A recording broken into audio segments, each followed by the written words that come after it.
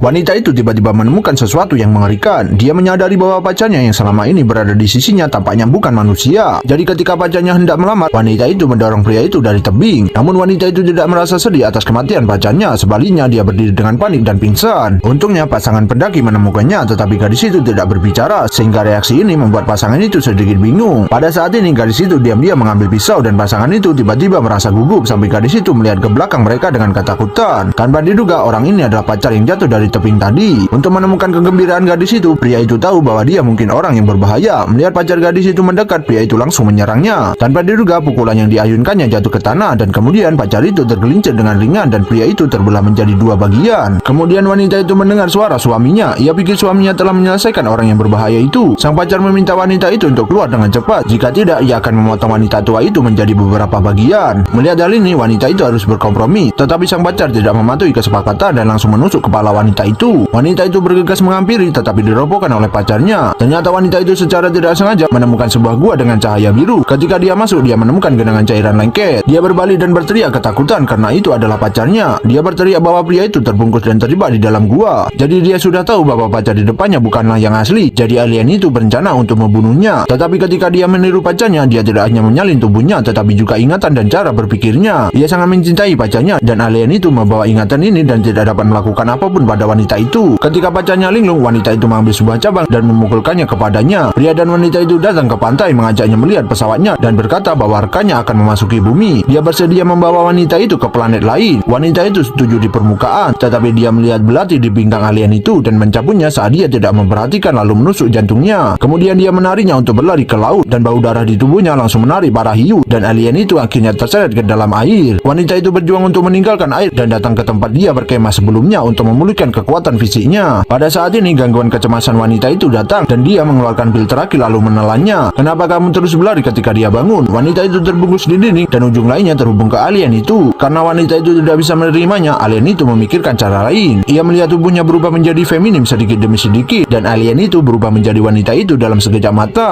Wanita itu tidak dapat menahan diri untuk berpikir bahwa karena dia dapat menyalin dirinya sendiri, apakah gangguan kecemasannya akan disalin bersamanya. Jadi di bawah rangsangan kata-kata wanita itu, gangguan kecemasan replika itu mulai dipacu. Wanita itu mengambil kesempatan ini untuk melepaskan diri dari belenggu. Pada saat ini replika itu perlahan sekarat. Wanita itu mengambil batu dan menghancurkan kepalanya dan akhirnya dia memecahkan masalah ini. Ketika wanita itu kembali ke mobil dan pulang, tanpa diduga sebuah suara terdengar dari radio di dalam mobil. Apakah kamu benar-benar berpikir bahwa kamu dapat lari dari apa yang akan datang? Apakah kalian tertarik dengan cerita ini?